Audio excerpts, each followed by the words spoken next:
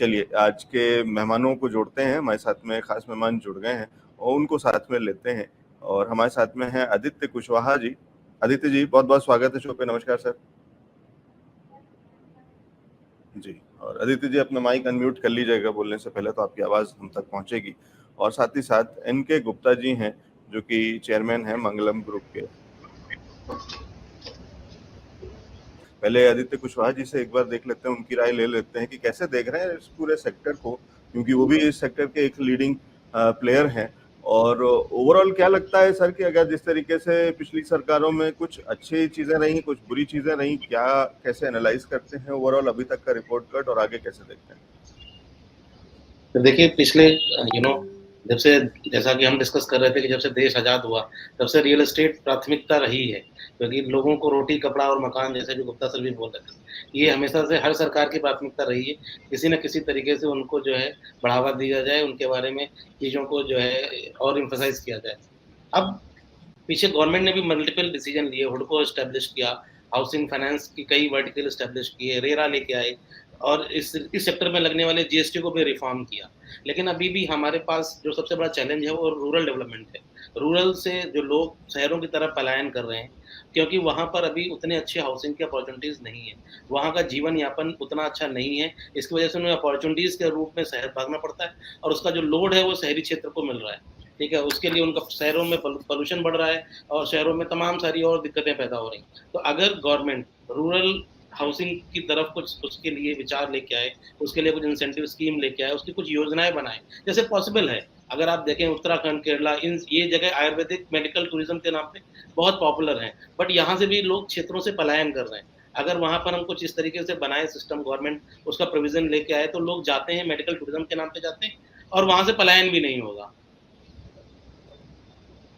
जी, ठीक है। हाँ, तो ये बहुत अच्छी चीज़ है, एक अच्छा सुझाव है कि रूरल सेक्टर के अंदर में कि क्यों रियल एस्टेट को केवल शहरों से जोड़ करके देखा जाता है, क्यों नहीं गाँव की तरफ भी देखा जाता है, क्यों गाँव में आदमी अपने आप बनाए और झोपड़े में रहे, क्यों नहीं बिल्डर्स वहाँ पे फोकस करते हैं। लेकिन वहाँ पे अब ये कह रहे हैं कि सरकार भी अगर थोड़ा सा सहयोग करेगी तो बिल्डर्स भी उसके ऊपर अच्छे बेहतर तरीके से, और वहाँ पे अब संभावनाएं काफी हैं। जब आप कहते हैं कि वहाँ पे एग्रीकल्चर को अपने आप में इतना फायदा मिल रहा है एज एन इंडस्ट्री, तो उससे जुड़े हुए लोगों को वहाँ रहने के लिए बहुत सारी चीजें मिल सकती हैं।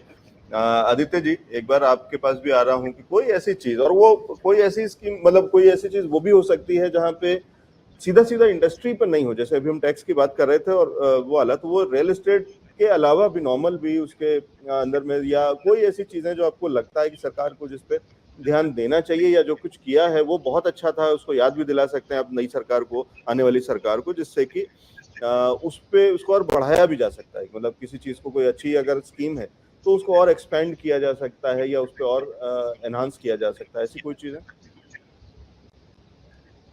देखिए, रियल एस्टेट तो हमेशा जो है ये माना जाता है कि मदर इंडस्ट्री है मल्टीपल इंडस्ट्री की। Cement industry real estate industry का मेजर क्लाइंट है। ठीक है, मेजर खपत सीमेंट की रियल एस्टेट में ही होती है और ऐसे तमाम सारी जो है अदर इंडस्ट्रीज हैं, ठीक है, जिनका major utilisation real estate industries में होता है। रियल एस्टेट इंडस्ट्री एक मेजर जॉब अपॉर्चुनिटीज भी लेके आता है, आइदर डायरेक्ट जॉब्स लेके आता है, इनडायरेक्ट जॉब्स लेके आता है। इसके साथ साथ उसके बावजूद रियल एस्टेट को अभी इंडस्ट्री का दर्जा नहीं है। आप बैंक्स के पास जाइए तो रियल एस्टेट को मतलब बिल्डर नाम लगते ही बैंक उसको लगने लगता है कि ये तो मेरा पैसा मार ही जाएगा। ठीक, एक धारणा बन गई है। ठीक है, तो कहीं ना कहीं रियल एस्टेट में अगर लगता है सरकार को, तो सरकार रियल एस्टेट डेवलपर्स के पास कुछ और रेगुलेटरी बनाए, जिससे उस रेगुलेटरी के दायरे में रह के डेवलपर और बेटर परफॉर्मेंस दे सके और उसकी इमेज बाजार में सुधरे, उसको लगे बैंक्स उसको खुल के सामने आए। अगर बैंक का इंटरेस्ट रेट भी कम हो जाता है तो एज ए डेवलपर वो कस्टमर को और मोर अफोर्डेबिलिटी कर सकता है, प्राइस वाइज बेटर लेके आ सकता है। और कहीं ना कहीं अगर हम और आप अच्छे तरीके से समझते हैं कि अफोर्डेबल हाउसिंग की परिभाषा ही चेंज हो गई है। अब जो घर पहले मिल जाता था आसानी से 20-25 लाख रुपए में, अब वो मेट्रो शहर में 20-25 लाख रुपए घर नहीं रह गया है, टाउन की सिटी में ही नहीं रह गया।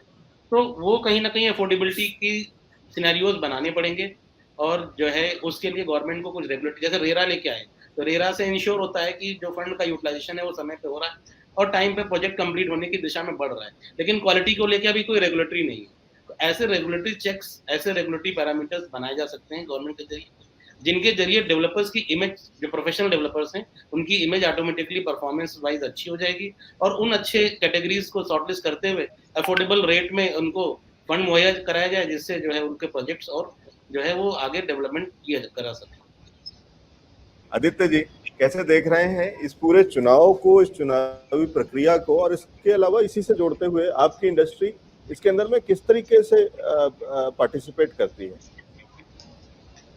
देखिए, मुझे लगता है कि इस इलेक्शन में जो है यंगस्टर्स ने काफ़ी ज़्यादा पार्टिसिपेट किया है और उसकी वजह से जो है जो पीछे अभी मॉर्निंग में टीवी में भी आ रहा था कि लोगों ने बहुत ज़्यादा स्पिरिचुअलिटी से निकल के डेवलपमेंट और एम्प्लॉयमेंट को भी फोकस किया है।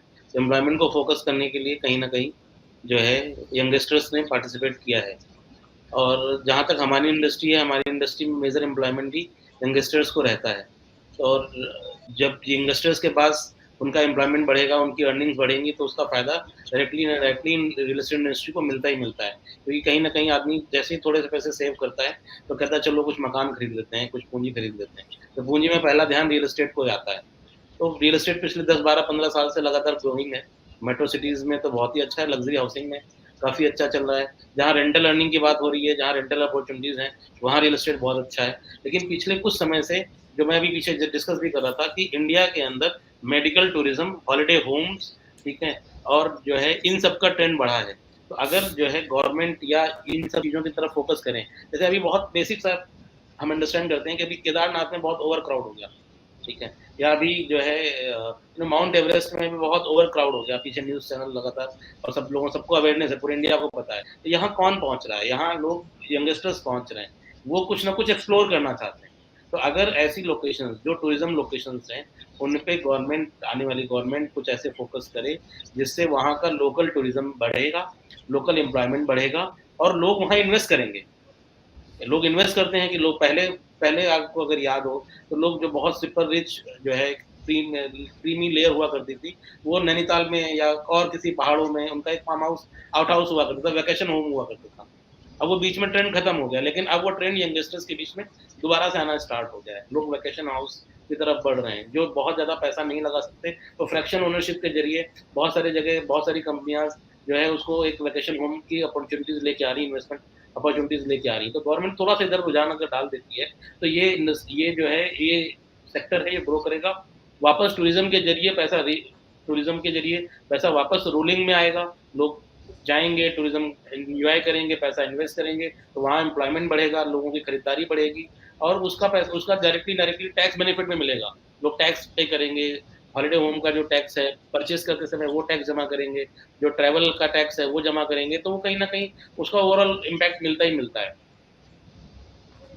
जी, आने वाला टाइम बहुत शुभ रहेगा। एक आदित्य जी, चलते-चलते क्या रेरा में कुछ सुधार की गुंजाइश और है?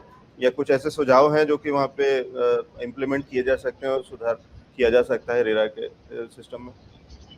मेरे को लगता है कि अगर उसमें क्वालिटी कंट्रोल का एक सेगमेंट और ऐड हो जाए, तो कस्टमर्स के लिए थोड़ा ज़्यादा फ्रेंडली होगा और ज़्यादा जो है ना पारदर्शिता भी होगी।